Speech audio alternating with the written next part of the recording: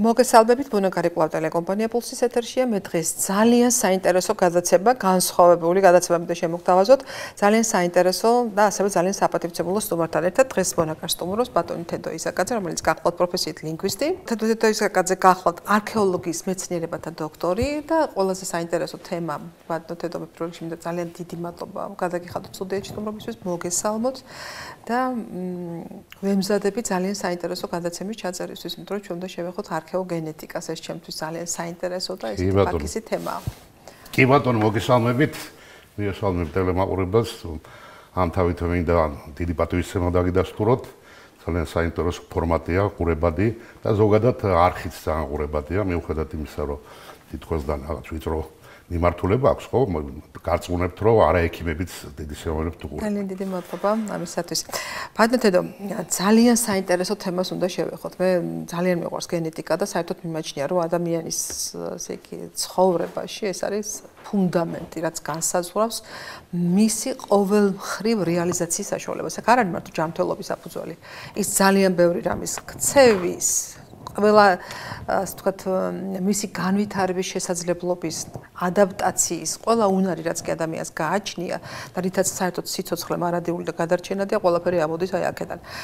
ამიტომ ამავდროულად საინტერესოა ის ამბავი რომ დედამიწაზე ისეა უცნაურად განთავსებული და განლაგებული ადამიანების კაცობრიობა ისეა მოფენილი და თითოეულ მათგანს გააჩნია სხვადასხვა სიღრმის ფესვი. ჩვენ ყველანი ფესვებიდან მოვდივართ. აქედან გამომდინარე, ხაპლოგებზე ლაპარაკობთ, რომელზეც ჩვენ ვისაუბრებთ. დიახ, აუცილებლად ვისაუბრებთ.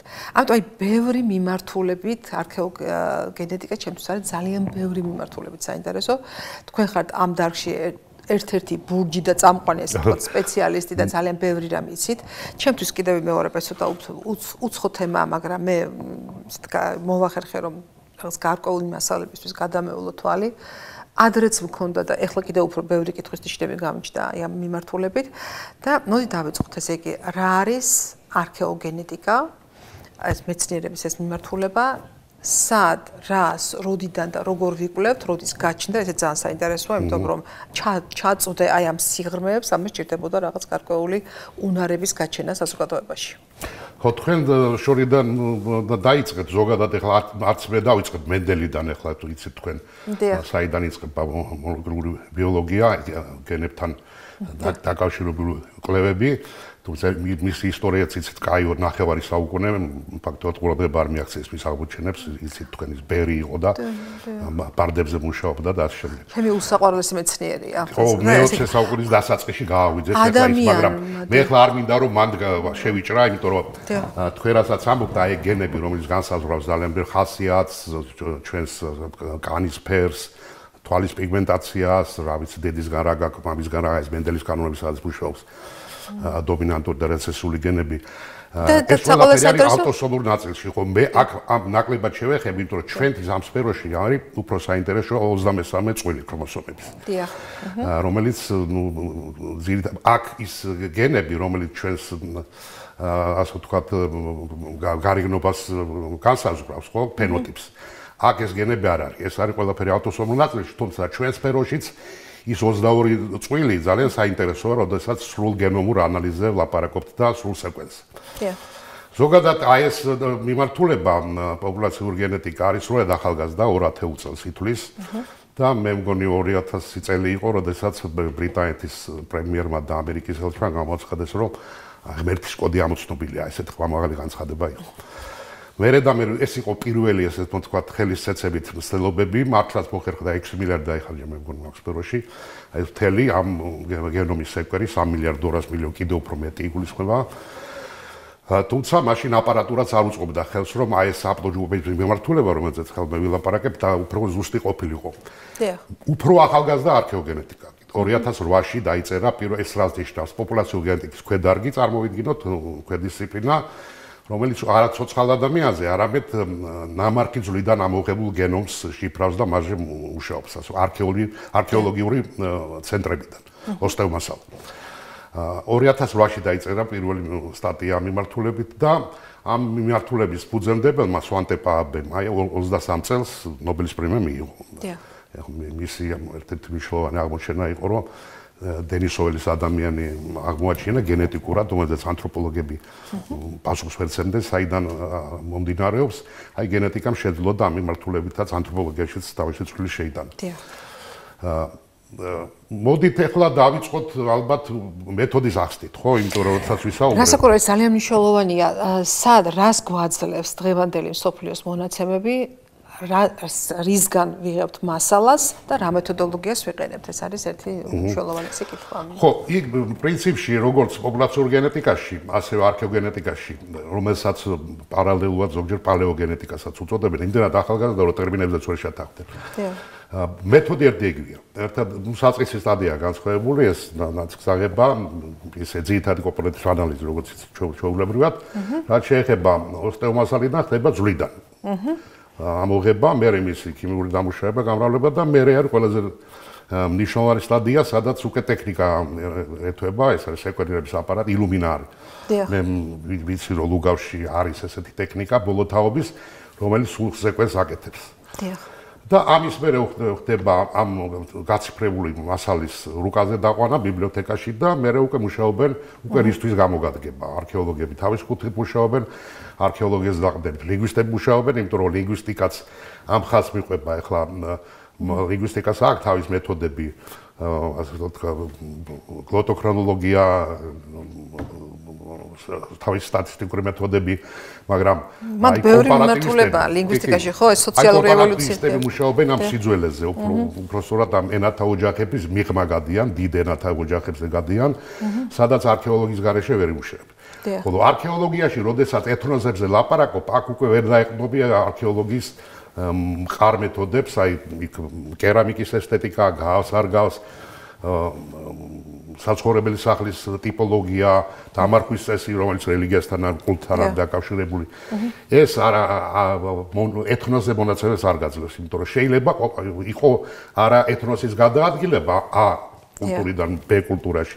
არამედ იყო კულტურის აკულტურაცია, ანუ კულტურული დიფუზიას ეძახიან. განსხვავებით დემიური დიფუზიისგან, როდესაც ეთნოსი გადაადგილდება და მიაქვს თავის კულტურა.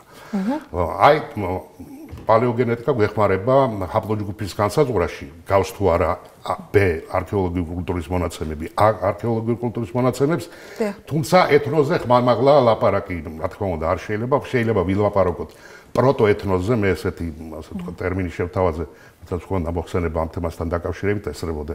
ბატონი როინი ესწრებოდა, აკადემიის წევრები, ტექნიკურ უნივერსიტეტში ჩატარდა ეს არქეოლოგიური დეპარტამენტის, ასე ვთქვათ, ხელშეწყობით და თვითონ ტექნიკურ უნივერსიტეტში არის ბიოტექნოლოგიების ცენტრიც, ასე ვთქვათ, რომელიც ამ მიმართულებით გვინდა რომ განავითაროთ.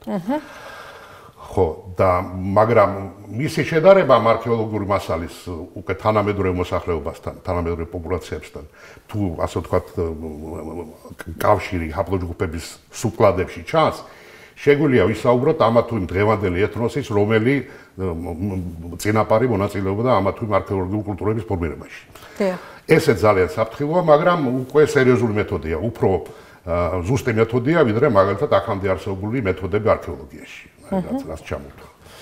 ნუ მეთოდთან დაკავშირებით ალბათ ორი სიტყვით, იმიტომ რომ გასაგები იყოს ტელემაყურებელისათვის. ნუ დავიწყოთ ახლა ორმაგის სპირალი ყველასათვის ცნობილია დნმ-ის, რომელიც ინახავს სრულ ინფორმაციას ადამიანის შესახებ. სწორიდან ვიცით, კი ბატონო, ქრომოსომების 23 წვილი. ჩვენ კარგად არის ცნობილი და აი აქ მე ზოგადად ვილაპარაკე. თავდაპირველად უფრო საინტერესო აი ჰაპლოჯგუფები ჩანს 23 წვილში. 23 წვილი მოგესწრებათ თქვენ, კარგი წარმომადგენლები ბრძანდებით.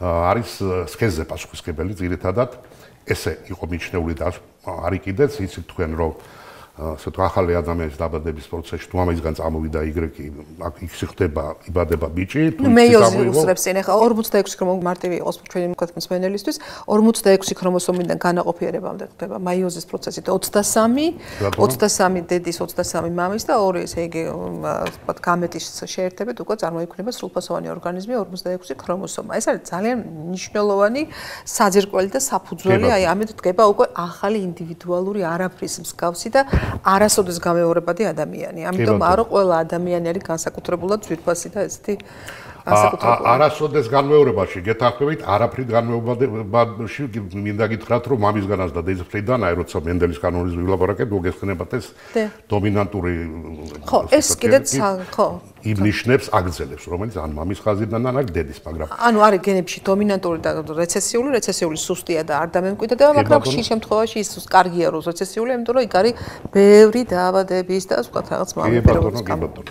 ეს სამშობლოა. ამის მერე უკვე იცით თქვენ რომ RNM იწყებს ახალი ქსოვილის, აი ახალი ადამიანი იბადება. ეს ხდება ყველგან 23-ში, მაგრამ 23-ში Y ქრომოსომის ხაზით მამაზე ლაპარაკი და მიტოქონდრია დედის ხაზით თქვენ. ხო, აი მანდ მინდოდა ბატონო და მე წავიკითხე ძალიან დეტალურად და ყურადღებით თქვენი წიგნი და თქვენ ბძანით რომ ესე იგი ბოლო პერიოდში გაჩნდა საუბარი იმაზე რომ მაინც Y ქრომოსომა უნდა ავიღოთ გზამკვლევად, რადგანო მამისეული გენეტიკის მატარებელია. ეხლა ძალიან საინტერესო ამბავი ხდება რა. ყველა ორგანიზმში, სადაც არის ვაჟი თუ არის ქალი განაყოფიერების შემდეგ და არის Y ქრომოსომის მატარებელი თუ არის ესე იგი X ქრომოსომის მატარებელი, ამას მნიშვნელობა არ აქვს. ვიდრე თქვენ იცით რომ გეომეტრიული პროგრესით იწყებს ესე იგი განაყოფიერებული ზიგოტა გამრავლებას, თანაწევრება იწყება. ვიდრე მე-16-მდე მიდის, ანუ 2, 4, 6, 8 და როგორც 16 ხო, აი ვიდრე მივა მე-16-მდე მაგ დროს უკვე არც ერთი მამისეული მიტოქონდრია ცოცხალი არ არის. თქვენ ხალთ ამის საქმის რომ გენეტიკაში ჩადებულია, გაპირობოდებულია, რომ მიტოქონდრია რჩება მხოლოდ დედის. ანუ ჩვენ მთელი კაცობრიობა ვართ ერთი მიტოქონდრიის მატარებელს, ეს საოცრებაა დედის წყალი გადმოცემული. და თქვენ მოგეხსენებათ, მიტოქონდრია ეს არის ორგანიზმის არსებობის გენერატორი. მთელი ენერგია ორგანიზმის არის მიტოქონდრიიდან. აი რა შეიძლება Y ქრომოსომას გეთახმებით ბუნებრივია, მეცაც გეტყვით. ძველ არქეოგენეტიკურ მასალაში ზოგჯერ Y საერთოდ დაკარგულია. ანუ მიტოქონდრია როგორც ჩანს, აი იგივე ძუძუანასთან დაკავშირებით, იქ არის ორი ინდივიდი გამოვლენილი, ორივეგან მიტოქონდრია ჩანს. ეს არ ნიშნავს, რომ ქალთან აქვს საქმე. ეს არის 32000 წლის წინანდელი ნამარხი ძვალი, სადაც Y შეიძლება დაიკარგა. მიტოქონდრია უფრო გამძლეა, აი ამ თვალსაზრისით კი, მარტო თქვენ რო ბძანეთ ის არა. მაგრამ თუმცა თქვენ როდესაც Y ქრომოსომის ხაზი და მიტოქონდრია ახსენეთ, თქვენ მე ეს ყველაფერი ნახსენებება ენის გავრცელების კონტექსტში. ეს არის სრულიად სხვა. ეს არანაირად გენეტიკას არ უკავშირდება. კი ბატონო. აქ ლოგიკა ესეთია, არქეოგენეტიკაში წარმოიშვა აზრი, რომ ენის გავრცელების, ამა თუ იმ ენათა ოჯახის ენების გავრცელების პროცესში უფრო სახურადღებოა მიტოქონდრიული ხაზი. დიახ. ლოგიკა ესეთია, რომ მამა არის სანადირო წასული, დედა არის სახლში და დედა გადაცემს ენას. თუმცა თქვენ რომ ეს ბევრი ამ სფეროში მოვა არქეოგენეტიკაში მოვაწე მეცნიერის აზრი იყო, თუმცა ამ ბოლო ხანებში მე აღარ მინახავს. მე ჩემი აზრი გამოვთქვით და დასტურად მომყავს ის, რომ სადაც არ უნდა ჩავხვიდეთ. რომელ არქეოლოგიურ ცენტრშიც არ უნდა გამოიკვლიოთ გენეტიკა, იქ ნახავთ მაქსიმუმ 1, 2 ან 3 Y ქრომოსომის ხაზს, დომინანტურს. მიტოქონდრიული ხაზი ზოგჯერ 2 ათეულს აღემატება. ხო, ეს კი დომინანტურიც არის. რატო? ეს არის ბუნებრივი პროცესი. ეხლა მოვცილდეთ იმ სფეროს, რომელსაც სადაც თქვენ დაავადებებზე და ფაქტორებზე გავაცოცხლოთ და არქეოლოგიურ კონტექსტში ჩავსვათ. ბატონო. როდესაც ტომები გადაადგილდებიან, მამაკაც დომინანტურია ბუნებრივია, მისი ბიოლოგიური მონაცემიდან გამომდინარე. დიახ.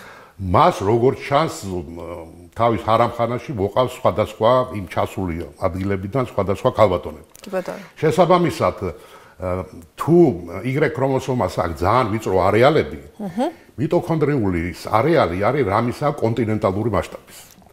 ამას თუ გავითვალისწინებთ, ესე იგი უკვე გადავიტანთ და ამ კონტექსტში შევიტანთ ლოგიკას, მაშინ ესეთ სიტუაციაში თუ მიტოქონდრიისზე მიმული ენა, მაშინ ადამიანები ერთ სოფელში უნდა საუბრობდნენ რამდენიმე ენაზე.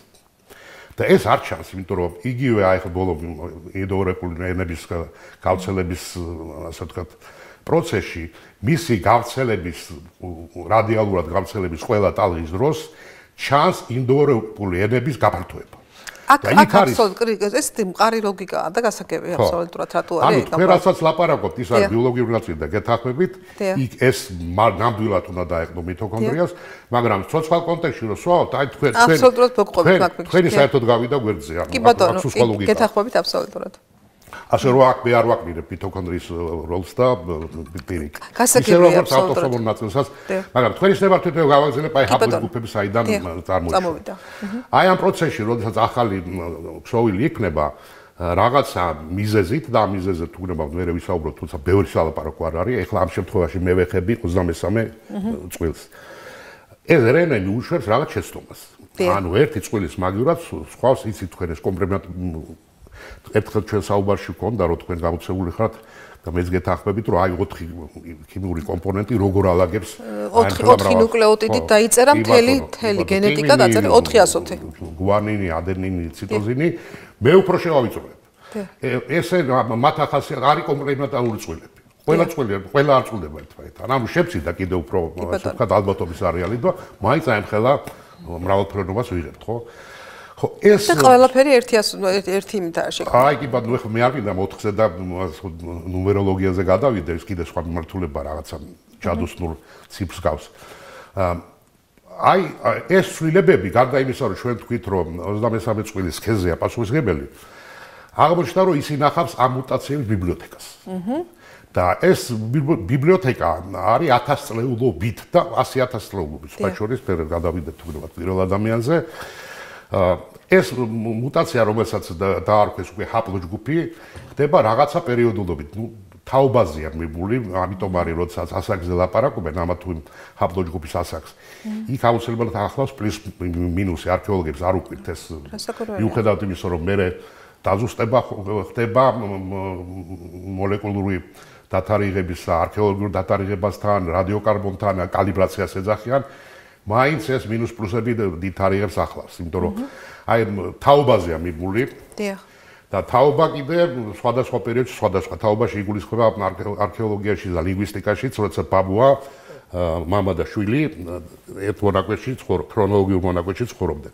ეს შეიძლება იყოს 20 წელი, შეიძლება იყოს გააჩნია ხანძრიობას იმ პერიოდში როგორ იყო ადამიანი. სიცოცხლის ხანგრძლივობა რამდენია? კი ბატონო, ამიტომ ზოგჯერ ვაროლებენ 30-ზე, ზოგჯერ 20-ზე, იღებენ არ 500 წელს, არ 600 წელს და ნუ მაინც არაზუსტია. ამ ჰაპლოჯგუფებს უკვე სიძველის მიხედვით, როდესაც აღმოაჩინეს ეს ასე ვთქვათ კანონზომიერება, მიანიჭეს თავის კოდები. დიახ. ლათინური ალბანის მიხედვით A, B, C, D და ასე შემდეგ. ნუ A აღმოჩნდა რომ ყველაზე ძველია და აფრიკაში აღმოჩნდა. აქ მინდა გითხრათ რომ უკვე ამ მოლეკულურმა გენეტიკამ წერტილი დაუსვა დავას იყო მონოგენეზი ან კრომანიონის წარმოშობის თუ ქონდა ადგილი არის კანდილებრის თეორიას ეძახიან კანდელი ან შანდალი რა მრავალი ასე ვთქვათ ღერძი ადამიანის წარმოშობით საიდანაც მე რასები შეიქმნა და რატომაც გასწორდნენ ხო მე მიუხედავად იმისა რომ კიდე დაობენ ვიღაცები ნუ ჩემთვის ეს თეორია რომ იყო ამ შემთხვევაში კრომანიონელის მონოგენეზიც და ისევ აფრიკაზე ყველა აფრიკიდან მოვდივართ. ჩემთვის ეს ვარი უკვე არ არის სადა. დასალგავალი ინფორმაცია. თუმცა მიუხედავად იმისა, რომ ძველდება აი პირველად ვინც აღმოაჩენეს აფრიკაში ეს იყო ომო კიბიში, ეთიოპიის მიდამოებშია. დაახლოებით 1500 წლის წინანდელი დათარიღდა, მერე ფლორისბადი აღმოჩნდა. დღეს 3000 და მე-4-ზეც არის ლაპარაკი, თუმცა უფრო ძველი, სადღაც 400.000 წელზეა ლაპარაკი სამხრეთ აფრიკაში. თუმცა მე მხოლოდ ინტერვიუ მაქვს საკითხული, ანუ სამის ნუკლეოა იმასთან, რომ ეს არის კრომანიონელი ამ სიძველის. მე არ მაქვს ჯერჯერობით საკითხული და ამიტომ მე ვერ დავაძველებ აქამდე.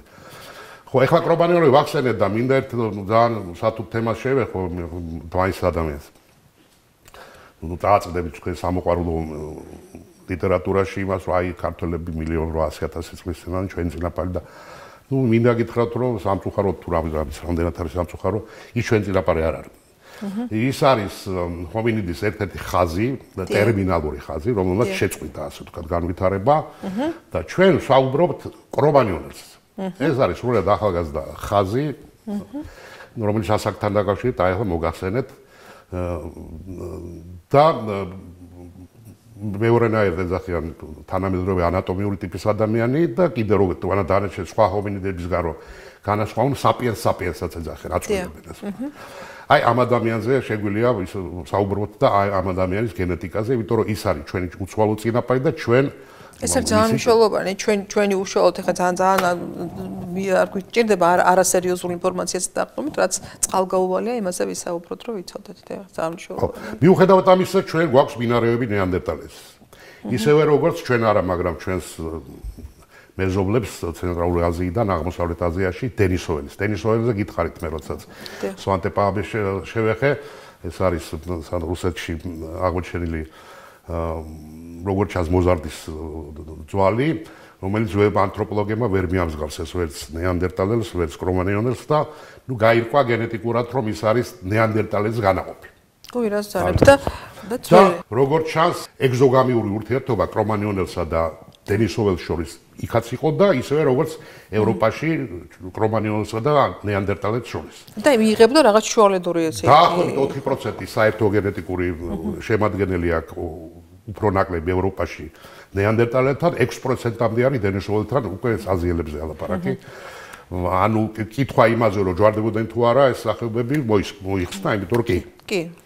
ეს ნიშნავს ერთი სახეობაა. წინაპარი ყავდათ საერთოდ, დაახლოებით 700.000 წლის წინ გავიყავით. ნუ ეხლა აქ მე არ შევეხები, უკვე მინდა ყველაზე უფრო ქართველებისათვის უფრო მნიშვნელოვან ნაწილზე გადავიდეთ, ეს ყველაზე მეტად მაინტერესებს, დიახ. და აღარ შევეხები ახლა ნეანდერტალელთან ამ დენისოველთან შეჯვარებამ არის ეგეთი აზრი, რომ გადავარჩინა, იმიტომ რომ კრომანიონელმა აი ამ გენების მიღების შემდგომ მოახერხა ადაპტაცია ახალ გარემოში. აფრიკისგან გასხვევით, ცივა იყო ევროპაში, ევრაზიაში. ხო, აფრიკაზე ვისაუბრეთ და მოდით გადავიდეთ და მივახლოვდეთ იმ თემას, რომელიც ჩემი მოხსენების ნაწილი იყო, კავკასიელი მონადირე შემოქმედებელი, იმიტომ რომ ეს უფრო საინტერესო იქნება ტელემაყურებელს. რომელიც ზემო იმერეთშია, ხო, მე მგონი? ბატონო? ზემო იმერეთშია კავკასია. ზემო იმერეთშია.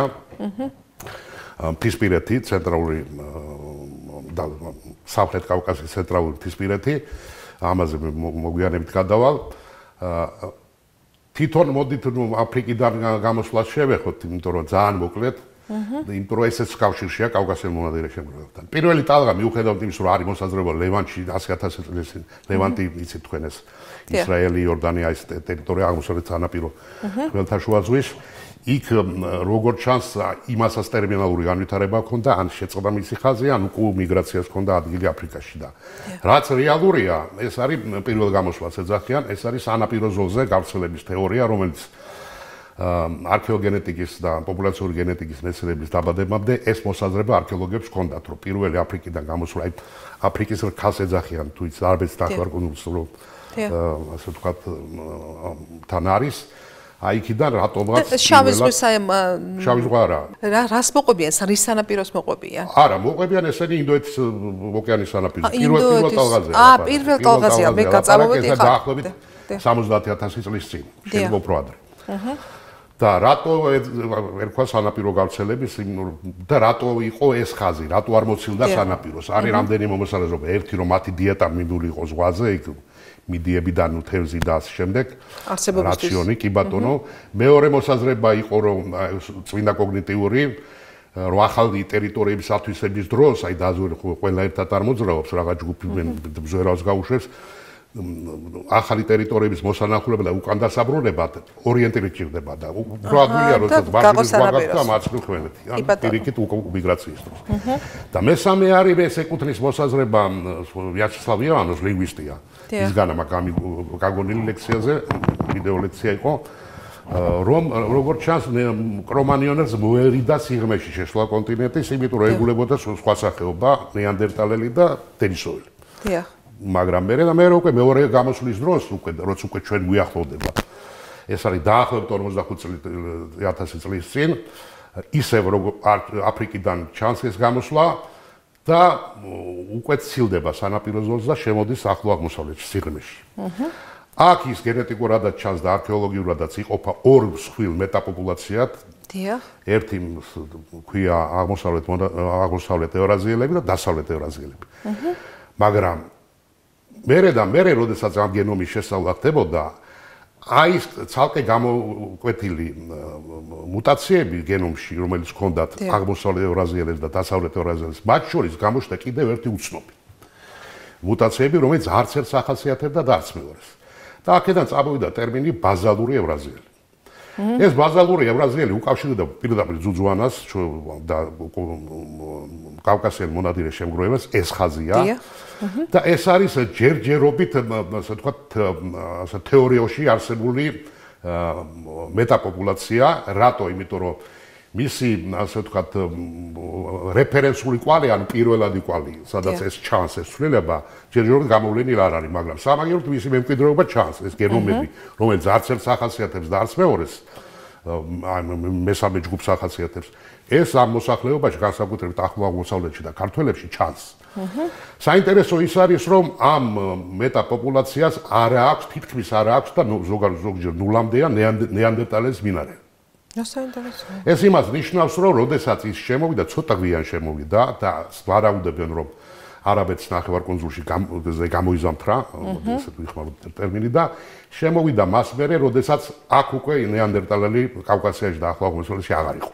თუმცა მაშინ შეჯვარება მოხდებოდა და ასე ვთქვათ, ამ კვალს ეპიციზაციის კვალს გამოავლენდით.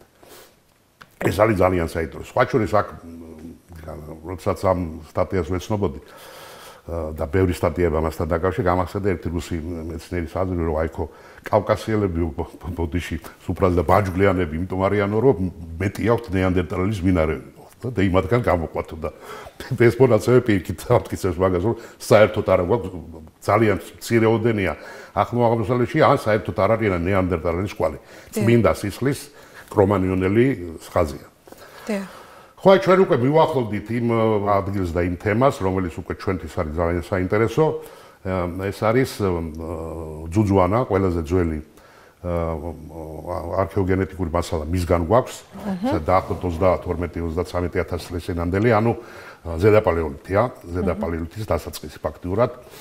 უკანასკნელი გამყინვარების მაქსიმუმამდე.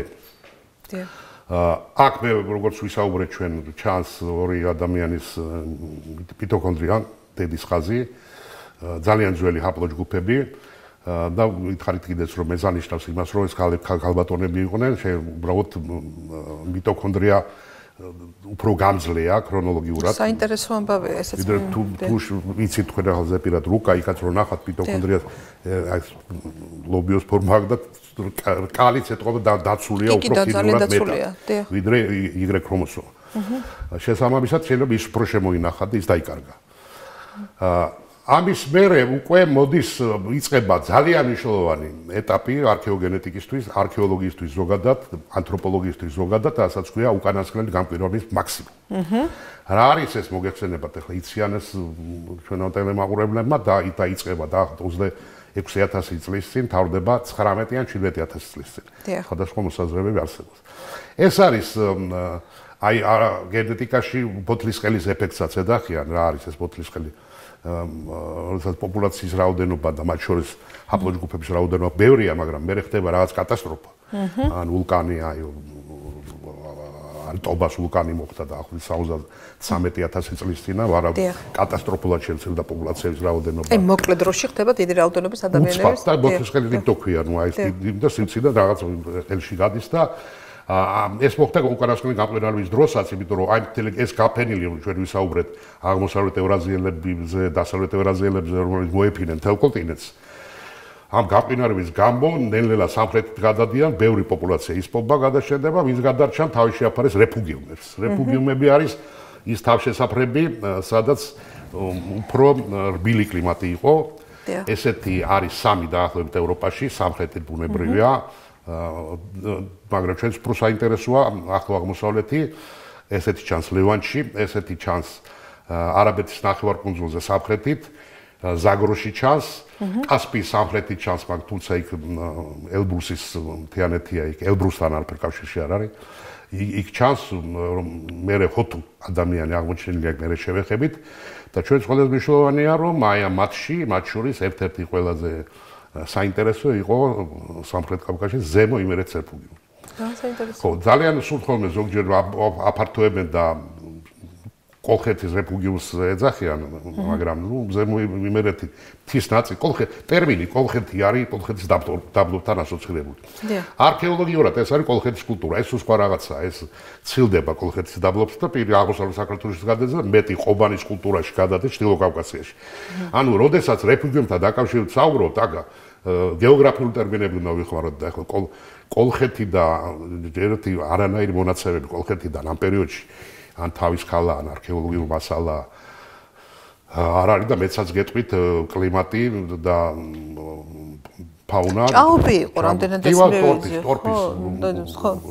ტორფი მურყნის ტყეჭაობი ტორფში ეს ჩანს.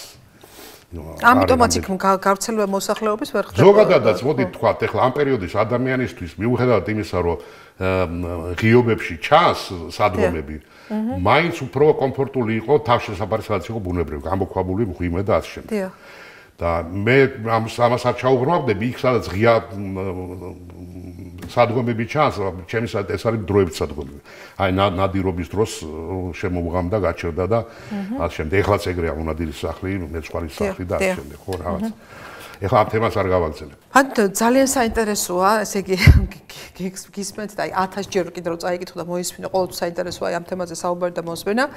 ეხლა ჩვენ ვლაპარაკობთ კავკასიელ ყველაზე ადრეული ქართველი იყო კავკასიელ შემგროვებელ მონადირე, ხო? ესე ქვია აი ამ ქართველი, მოდი ესე თუ დავიწყებთ, ქართველი იყო თუ არ იყო, ანუ ჩვენ ტერიტორიაზე მცხოვრები, ესე იგი ყველაზე ადრეული სიცოცხლე რომელიც ჩანს, ეს არის კავკასიელ შემგროვებელ მონადირე, ხო? არა, სიცოცხლე ნეანდერტალის დონეზე ჩანს, შუა პალეოლითში ჩანს, მაგრამ რახან ჩვენ კრომანიონზე ვლაპარაკობთ. დიახ, ანუ უშუალოდ ჩვენი წინაპარი ჩვენს ანთროპოლოგიურ მოდუმაზე. ანთროპოლოგიურ წინაპარი ვიცი ხო, დიახ. უნდა ვახსენოთ რა თქმა უნდა ზემო იმერეთი და უნდა დავიწყოთ იქიდან საიდანაც გენომი ნამდვილად დაზუსტებულია, რომ ეს არის კრომანიონელი, ანუ საპიენსი, ეს არის ძუძუანა, როგორც თქვით. ეს არის დაახლოებით 32000 წლის წინ. ზედა პალეოლითია. დიახ. მაგრამ კავკასიის სულ პირველი ადამიანი, ესე იგი კაცობრიობის დასაწყისში როდის იყო პირველად? აი ესე დადგენილი თქვა თავის გენეტიკური მასალიდან. საქართველოს არა, საერთოდ მსოფლიოში. აი ეგ მოგახსენეთ. აფრიკაზე ვლაპარაკობ და აფრიკიდან დაიწყო. კრომანიონელს და ზოგადად როგორც ჩანს ჰომინიდების სამშობლო ზოგადად მაინც აფრიკაა, მაგრამ ამ შემთხვევაში მე ხლა არ შევალ დავაში ანთროპოლოგიას. თქვენ როგორ ფიქრობთ, ესე იგი ეს აფრიკა იყო კონტინენტი, სადაც ესე იგი აი ეს იყო გარემოს არსებობისათვის ყველაზე უფრო უდიდეს და იმიტომ ბუნებრივი გარემო პირობების გამო იყო იქ და მერე დაიწყო გავრცელება ჩრდილოეთისკენ?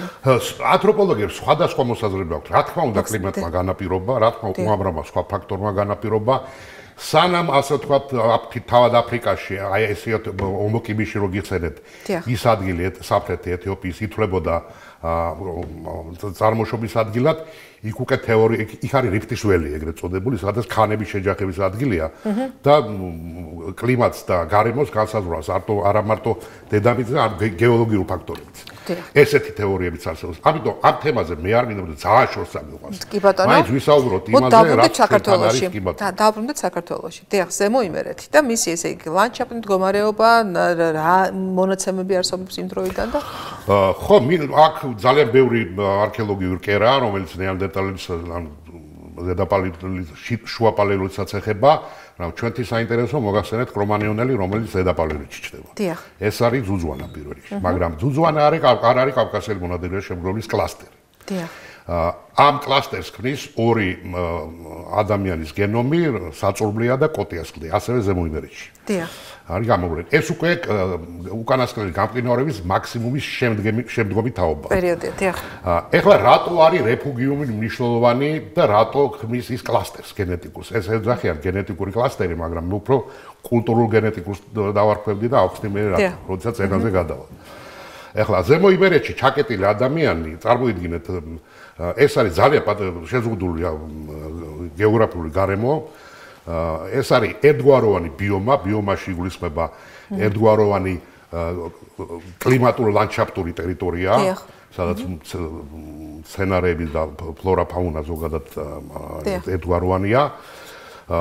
როგორ ჩანს კავკასიის ქედი იცავდა მას ყინულებისაგან, ხოლო შავი ზღვიდან მოსული ნოტიო ჰავა არ ბილებდა კლიმატს. და აი ვანტი შექმნა ასე ვთქვათ გარემო იმისათვის რომ ეს გარემო იქცა კეთილგანწყობილად ადამიანისათვის. კი ბატონო. აქ გამოიზამთრა ასე ვთქვათ ადამიანმა. ეხლა წარმოიდგინეთ 10000 წლის მანძილზე ერთად ცხოვრების საკმაოდ შეზღუდული რაოდენობა მოსახლეობის რომელსაც აქვს მუდმივი ენდოგამია. ანუ შიდა ქორწინებები და ის რაზეც ჩვენ ვისაუბრეთ, ის მუტაციები Y ქრომოსომაში, მიტოქონდრიაში ან თუნდაც ავტოსომურ ნაწილში ერთმანეთში ზავდება და ერთგვაროვან სახეს იღებს. ანუ ყალიბდება ამ შემთხვევაში ბიოლოგიურ კლასტერად, რომელსაც დაარქვეს კავკასიელი მონადირე შემგროველი. ესეთივე კლასტერები სხვაგანაც სხვა რეპუბლიკებშიც ჩამოყალიბდა და ამაზე ვისაუბრეთ. ხო, მე აქ უკვე მინდა რომ ენად შემოვიტანო და ლინგვისტიკის ნაწილი, იმიტომ რომ მე აღარ გამოგრჩება და რეპუბლიკურ უკავშირდება. კი, რა ენა რა ჩანს. ჩემის აზრით და აქ ბევრი ასე ვთქვათ დასტური არსებობს და საბუთი ამისა, რეფუგიუმები უნდა განვიხილოთ ჩვენ ამა თუ იმ დღეს არსებული ან უკვე გადაშენებული ენათა ოჯახების კონვერგენციის ადგილად. კონვერგენციის ურხეიმაც ხმარობენ სამშობლო გერმანული სიტყვა, მაგრამ ეს მოდით ესე ვთქვათ, ეს არ არის ის ადგილები, სადაც ენები დაიბადა. ენათა ოჯახები კი, მაგრამ ენა როგორც ასეთი ეს უნარი ადამიანის გაცილებით ადრეა დაბადებული, იმიტომ რომ აი ახლა უკვე ავტოსომურ ნაწილზე გადავალ. მეშვიდე ქრომოსომულ წყვილში ჩანს FOXP2, აი ეგეთი გენია, რომელიც არის პასუხისმგებელი უნარზე ადამიანის დანაწევრებულ მეტყველებაზე. ეს გენი აქვს აღმოჩენილია ნეანდერტალელშიც და ზოგადად ძუძუმწოვრებისთვის და მეტსაც გეტყვით მობგალობელ ფრინველებშიც. მაგრამ კრომანიონელში მომხდარია ორადორი ქიმიური ცვლილება ამ გენში, რომელმაც განაპირობა უკვე ის, რომ ჩვენ ცხოველებისგან განსხვავებით, პირუტყვისგან განსხვავებით მეტყველებთ, ხო? ანუ დანაწევრებით შეგვიძლია, ასე ვთქვათ, არა მარტო ფონემა წარმოვთხრათ, ანუ მორფემად ვაქციოთ და ასე ვთქვათ, მერე ლექსემად ვაქციოთ და ნუ სინტაქსზე აღარ ვაკლებარებ. და მე ვთვლი, რომ როდესაც ერთ ადგილზე ამდენი ხნის მანძილზე, თითქმის 10000 წლის მანძილზე, დაახლოებით 1000 ადამიანი თანაცხოვრობს ჯვარდებიან, რა თქმა უნდა და არსებობს FOXP2 თავისი ორი ქიმიური ცვლილებით, რა თქმა უნდა, იქ უნარი მეტყველების ექნებოდა და იქნებოდა, ნუ ენას თუ არ დავარქვათ, პროტოენა დავარქვათ, კი ბატონო, პროტოქართული საბაზო ლექსიკა წერილი, იმიტომ რომ ბოლო-ბოლო ნადირობენ, ცხოველს თავის სახელი უნდა დავარქვა ამ სახეობას, მცენარეს თავისი, შეიძლება ტოპონიმების არსებობა და ეს არის აბსოლუტურად ფორმალური ლოგიკა გიბიძგებს იმისკენ, რომ რეფუგიუმებში ამა თუ იმ დიდი ენათა ოჯახის დაბადების ადგილი განვიხილოთ. ბატონო. რატო ურხეიმატი არა და კონვერგენციის ადგილი?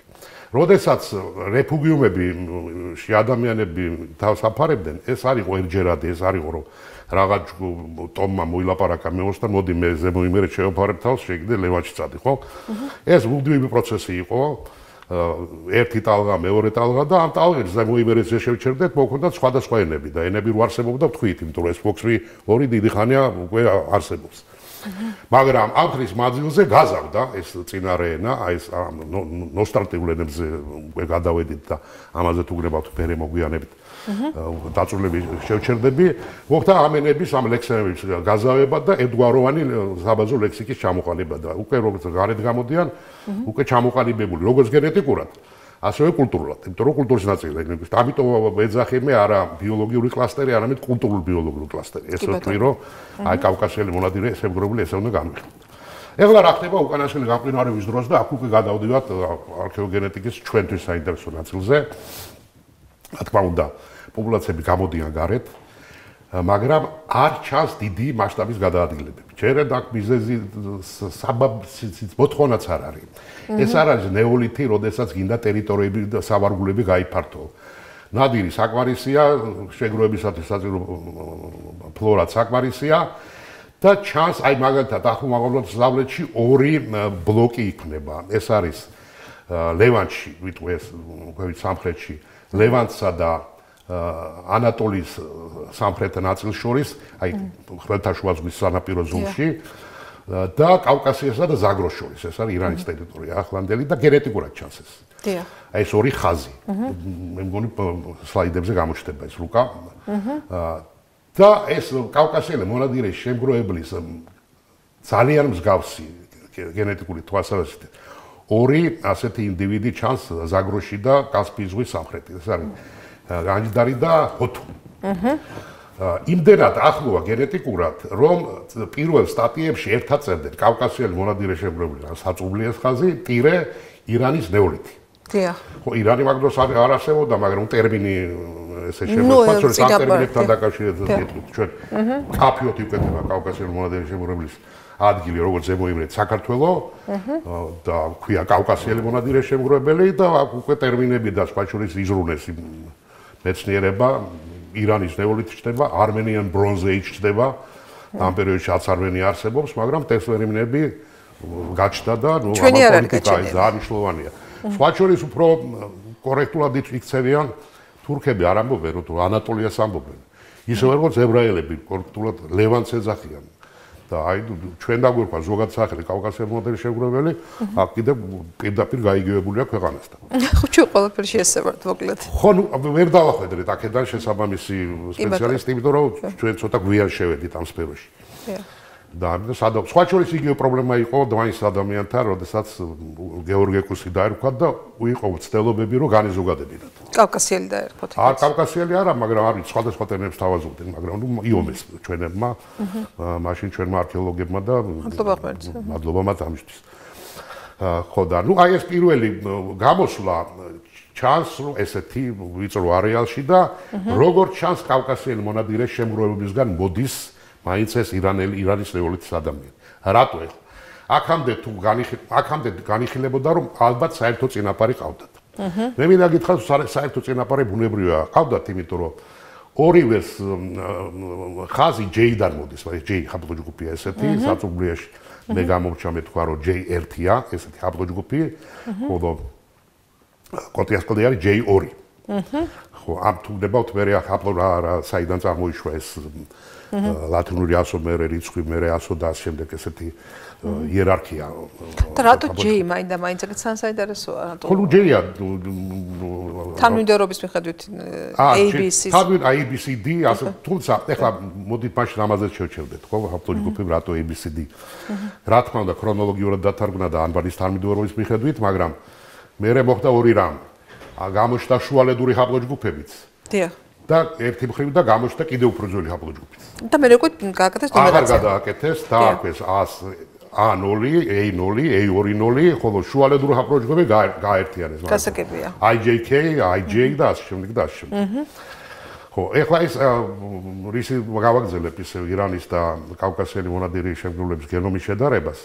2003 წელს გამოვიდა ლაზარიდის ეს ანცნობილი მეცნიერი ამ სფეროში ამერიკაში მოღვაწეობს სტატია, რომელმაც განახორციელა თავიდან 5 მხრივი სხვადასხვა პოპულაციების შედარება იმის გამოსავლენად, რომელიც საიდან მოდის. დიახ. თუ ჩვენ ვივარაუდებით აქამდე რომ ჰოთუ და განჯიდარს და საწურბლია კოტიასკლეს ყავდათ საერთო წინაპარი და ამან განაპირობა მათი სიახლოვე, ეს არ არის საკმარისი.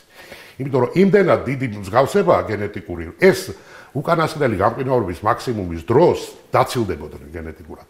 მაგრამ იმდენად დიდი მსგავსებაა, რომ აშკარა ეს ჩანს, რომ ან ერთი გადან წავიდა მეორეში გამყინვარების მერე, ან პირიქით კავკასიიდან აქ. ეხლა საიდან და საით წავიდა, ამაზე პასუხი გაცვა ლაზარიდესმა, ის ხაზგასმით ამბობს, რომ ირანის ნეოლითი არის კავკასიელი მონადირე შემგროვებელი კავკასიის რეფუგმიდან დაძრული ადამიანი. ანუ ამ პირველი ასე ვთქვათ, გამყინვარების დათმობის მერე პირველი გადაადგილება მოხდა სამხრეთით, ჩრდილოეთიდან სამხრეთით. ეს არის ბუნებრივი, იმიტომ რომ იქიდან გამოსულმა ადამიანმა დაიწყო უფრო თბილი ადგილების ზევნა. დიახ. ხო, ამაზე მე ბევრი შემეკამათა, მაგრამ მე მეკამათებიან ეკამათონ ლაზერიdes. დიახ. ამის მერე იწყება უკვე ჩვენთვის საინტერესო არქეოლოგიური ეპოქა, რომელიც პირდაპირ საქართველოსთან არის დაკავშირებული, ეს არის პირველი სამხრეთ კავკასიური ნეოლითური კულტურა, შულავერის შომუს კულტურა. დიახ. აი ეს არის 8000 წლის წინანდელი კულტურა, სადაც ჩანს, როგორც ჩვენ ვისაუბრეთ, პირველი ღვინის კვალი, ხო? დიახ. და რითაც ვამოყოფთ და ვამბობთ, რომ 8000 წლისაა. ჩვენ ნიჰილისტი ქართველი მეცნიერები ამაშიც კი მეკამათებიან, სერიოზული დავა იყო, რომ ჩამიგდეს კიდე ზღური სტატია რომ თითქოს ლევანშია შანს პირველი ღვინის კვალი და კი ჩინეთშიც. მე აღმოჩნდა რომ ის სტატიები საერთოდ ლაპარაკობენ ამაზე. ჩინეთში სრულიად ყურძნის ღვინოზე არ ლაპარაკი, რაღაც ნაყენზეა ლაპარაკი. მე არ ვიცი ეს ქართველებში ეს რატოა ეს ამბავი? არ ვიცი, ესეც ალბათ მე არ ვიცი. ეს უნივერსიტეტი, რომელზეც საიდანაც მოდის ეს ნიჰილიზმის ტალღა და არა მე რაზე გიждები, იცით რომ აი ყველა ცდილობს რომ ქვარო და კენც რო იპოვი თავისი დაარქვას და ამათ შენ თუ იპოვე და ზედაწერია იძახის არა ეს კი იმისი არა ეს ხვისი არა რატო გჭირს ეს აი საიდან რაღაცა არის ხალხი მე არ მინდა ეხლა მეზობლებს შევეხო უზარმაზარი ისტორიის ხალხია და ბევრი ჩვენი ხო მაგრამ ქვამი აქვს და დებენ თავის წარწერით ხო მაგას აი ქვამი აქვს დებენ და აწერენ თავის სახელს რომ ის თქვა ჩემი იყო ეს ადგილიო და ჩვენ ყოველდღე ვიძახით არ არის ჩვენიო გენეტიკასთან რამდენად არის კავშირი თუმცა არ გამორიცხო ხო და ჩვენთან ეს ნიჰილიზმის რატო გაჩნდა მე ჩემი მოსაზრებები მაქვს ეს არის შეგრებულად კულტივირებული მეთოდი გზა აქ რომ რაღაცა აი ხო გახსოვთ ახლა ისი კლუბი იყო ფრანკლინის იქ ანბანთან დაკავშირებით პირდაპირ გამოვიდნენ საუბრობდნენ რომ ჩვენ გვასწავლეთ რომ 14 ანბანი ან ორიგინალური და სინამდვილეში არის 200 თუ რაღაცა და ნუ ლაპ ჩამოთვალეს რომ თურმე იტალიური ანბანი სხვა ფრანგული ანბანი სხვა და აი ეკეთკენაც მიდიან ძალიან უხერხული აი ძალიან უხერხულიც აღარ ქვია უკვე ამას ეს აღარ ვიცი რა ქვია მაგას ქვია ავტოიმუნური დაავადება საზოგადოების ხო აი მაგას ქვია ავტოიმუნური მართლა გეუბნებით აი ხა მომაგონდა ეს ტერმინი აი როცა ორგანიზმი იწყებს თავის საკუთარი ორგანიზმის წინააღმდეგ ბრძოლას ამას ქვია ავტოიმუნური პროცესი აი ეს არის საზოგადოებაში ავტოიმუნური პროცესი სხვა სერვისს ვერ დაარქვე ეს არის ავტოიმუნური პროცესი. ხო, აი ეს ვირუსი როგორ არის შემოტანილი მე ჩემი მოსაზრება მაქვს, მაგრამ გავწდებით ეს ჩვენ სფეროს თუნდაც მე მოგვიანებით ამათ. ხო, ეს ვაშოს მე ფსიქოლოგებთან ერთად ვაპირებ რომ ამ თემაზე ვისაუბრო ღიად და დაუფარავად, იმიტომ რომ ეს ძალიან სერიოზული პრობლემაა. არა, გეთახმებით. ეს ეხლა თლად ჯანმრთელ მასში პოპულაციაში აღარ ჯდება ეგ. არა, რა თქმა უნდა, მაგ დავახსენე, მან რაღაც სხვა მიზეზებით შეიძლება იყოს. ხო და აი ესეთი დავა და ესეთი ნიჰილისტური პოზიცია სხვისგან გასაკვირი არ არის. აი ხლა როდესაც ღვინოზე იყო ლაპარაკი და შულავერშია ნაპოვნი ხო შულავის გვერდ და აშკარად ყველაზე ძველია ყოველ შემთხვევაში დღეს აღმოჩენილი. იქ ჩვენი მეზობლები სვავდნენ ესე კითხვას რომ კი ბატონო თქვენი ტერიტორია მაგრამ აქ ვინ ცხოვრობდა? ხო და არ ცხოვრობენ ჩვენ. აი ხლა უყურეთ ეს ჩვენი ახალი დისციპლინა ამასაც სცემს პატივს. ზოგადად როცა შულავერის შომუს კულტურაზე იყო საუბარი და კვლევა მიმდინარეობდა აქ აშკარად შეიმჩნეოდა სამხრეთული კვალი. ანუ ჰალაფა, ჰასუნა, ესეთი მესოპოტამიური ჩრდილოეთ მესოპოტამია მაქმედელობაში ტერიტორიაზე გაჩენილი კულტურები და მართლაც არქეოლოგიური მონაცემები აი ეს ესთეტიკა, კერამიკის, საცხოვრებლის ტიპოლოგია, ეს ოვალური სახლებია ჩანდა რომ ეს გავლენები არის. რამდენიმე ქართველმა არქეოლოგმა ცადა რომ მოდი რა კი ბატონო შეიძლება შემოსულია მოსახლეობა, მაგრამ იქნება ავტოხონურმაც მიიღო მონაწილეობა. ხო და აი გაჩნდა ახალი მეცნიერება, არქეოგენეტიკა და გაიბურღა ძვლები მენთეშტეპე, ეს არის აზერბაიჯანის ტერიტორია, მაგრამ ერთი ჰორიზონტია, ანუ შულავერის შომუს ტერიტორია, შომუ აზერბაიჯანის, სომხეთის ტერიტორიასაც ფარავს, მაგრამ ну მაშინ საზღვრები ხო არ იყო ეს არის ერთი არქეოლოგიური ჰორიზონტი ასაკის თვალსაზრისითაც კულტურის გავრცელების თვალსაზრისითაც ანუ ყველაფერი საერთოა გენეტიკაში ციგნები ამ პერიოდის გაშიფრული არ აქვს არა გვაქვს ამ პერიოდის არ არის საფუძვლად და ну ეს ამას ბევრჯერ გავიმეორებ კიდე ეს იმიტომ რომ ჩვენი ლაბორატორია არ აქვს ყველაფერს ვაგზავნით და ეს გაგზავნის მეთოდოლოგიაც, რომელიც ძრებს ვაგზავნით და რატო ვაგზავნით, იმათ დღის წესრიგზე ვარ თუ ცხოველების და არა იმაზე ჩვენ რა გვაინტერესებს. ხო, ეს ძალიან საინტერესო აქცენტია თქვენს მიერ ახლა გაკეთებული, იმიტომ რომ წარმოუდგენელია რომ არ იყოს, თქვათ, აქაური ძვალი სადმე ნაპოვნი და ხო, ნუ საკმაოდ ძვირი ღირს, ახლა მე ამისკენ მიმყავს ზოგადად. ჩემი ინტერესის სფეროც ეგ არის, რომ ეს ლაბორატორია შეიქმნას, იმიტომ რომ სვის თითქოს და ჩემთვის სულ ერთია, რომელი ლაბორატორია გამოავლენს ჰაპლოჯგუფს და გენეტიკურ მასალას და იმაზე დაყრდნობით მე ვსვა უკვე არქეოლოგიურ კონტექსტში და მე როგორც ლინგვისტი ესე უყურებ. მაგრამ თუნდაც მეცნიერისთვის, რომელიც ამის ინტერპრეტაციას აკეთებს, ხო? ძალიან მნიშვნელოვანია თანმიმდევრობა, რომელი არქეოლოგიური კულტურის გენომი გავშიფრო ჯერ ამის მომენტში შეუდარო და ასე შემდეგ. არ უნდა ვიყო რიგში არ უნდა ვიქეთ. ხო, არ უნდა ვიყო მაქსპლანკის იმედზე, არ უნდა ვიყო პენსილვანიის იმედზე, არ უნდა ვიყო სვების იმედზე. და მათ დღის ეს რიგზე, იმიტომ რომ იქაური ავტორები განსაზღვრავენ, რომელი ძვალი ჭირდებათ ამ შემთხვევაში ჩვენგან. ხო, და აი შულავერის შრომისთან დაკავშირებით მენთეშტეპეში რომელი ძვალიც არ გაიბურღა, აღმოჩნდა კავკასიელი მონადირის შემგროვების კვალი 50%-ზე მეტი. კი ბატონო, მინარევი არის, ახლო აღმოსავლეთიდანაც სამხრეთიდანაც წამოსული ზაგროსით ჩანს, მაგრამ ეს ზაგროსი ჩვენი ბიძაშვილია, ასე ვთქვათ. არგუმენტი ახლა ასეთ შემთხვევაში შეწყდა არგუმენტი, ზემო იმერეთიდან წამოსული ადამიანი იყო დომინანტი. კი ბატონო, მოვიდა სხვა მოსახლეობაც, მაგრამ გაზავდეს საერთო კულტურა შექმნეს და ასე ვთქვათ, პოპულაციის საკითხიც გამოირიცხა. კი ბატონო. ეხლა მე რატო ვამბობ, რომ შულავერის შრომში და მტკვარ-არაქსზე უკვე არქეოლოგები წერდნენ, რომ ეს მოგვიანებით და ასე განვითარებული კულტურაა, იგივე ტერიტორიაზე უფრო გაფართოებული. აქ საფრონოი და სხვაებიც ეს რუსი მეცნიერები აღიარებდნენ, რომ აქ შეიძლება ეთნოსთან დაკავშირებით მტკვარ-არაქსში მონაწილეობდნენ ქართველური და ხურიტულ-ურარტული ტომები. ამას ღიად ამბობენ სხვადასხვა მოდელების გათვალისწინებით. მაშინ გენეტიკა არ არსებობს. რაც შეიძლება შულავერთან დაკავშირებით თავშეკავება, მაგრამ მე როცა გესაუბრეთ, რომ რეფუგიუმები არის სხვადასხვა ენათა ოჯახების კონვერგენციის ადგილი, აქედან გამომდინარე და გენეტიკაც მოდის და ენაც გამოყვა, ხო?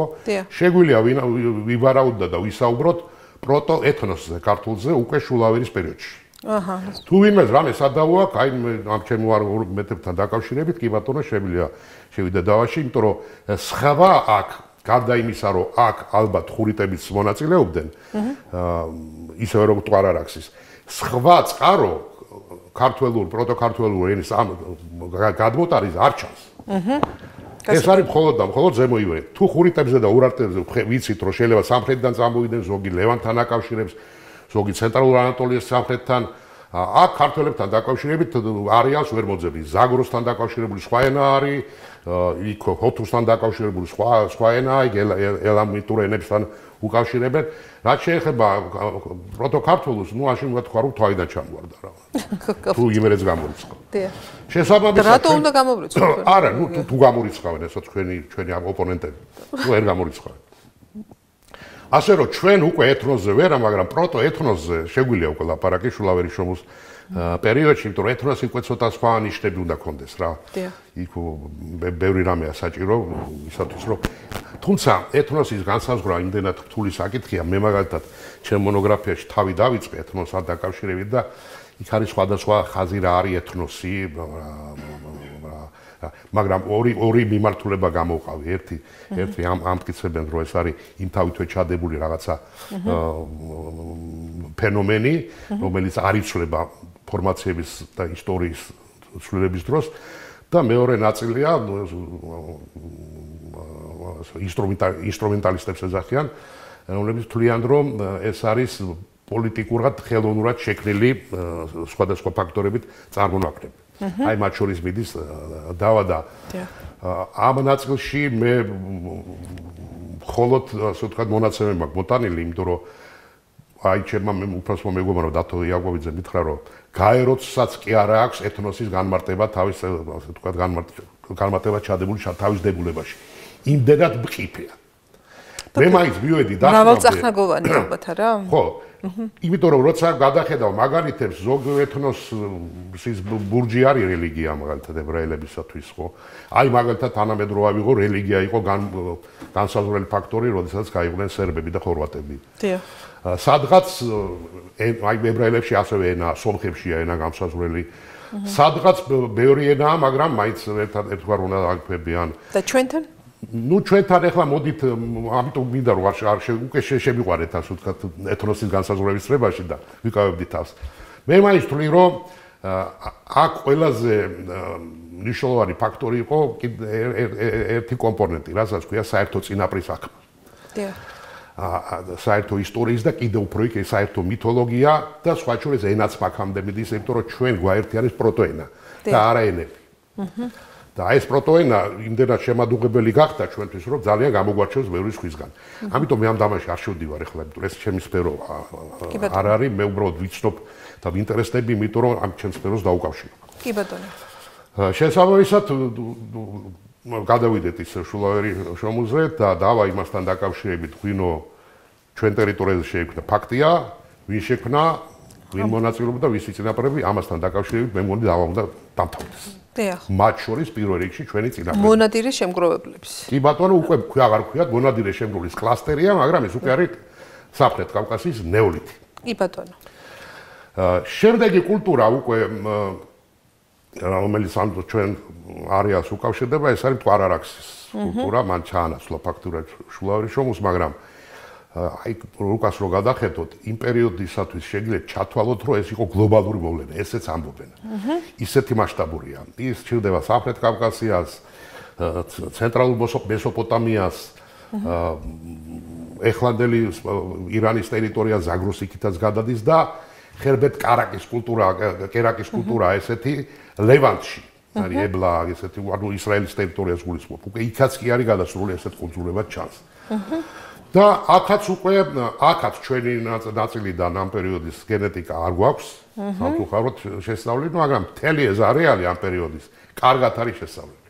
ძალიან კარგად და აფიოდ ჩანს, აი სხვა შორის ჰისტოგრამებზე, რომელიც გამოჩნდება, იქ ჩანს კავკასიელი მონადირეს შემგროვების გენეტიკური კვალი.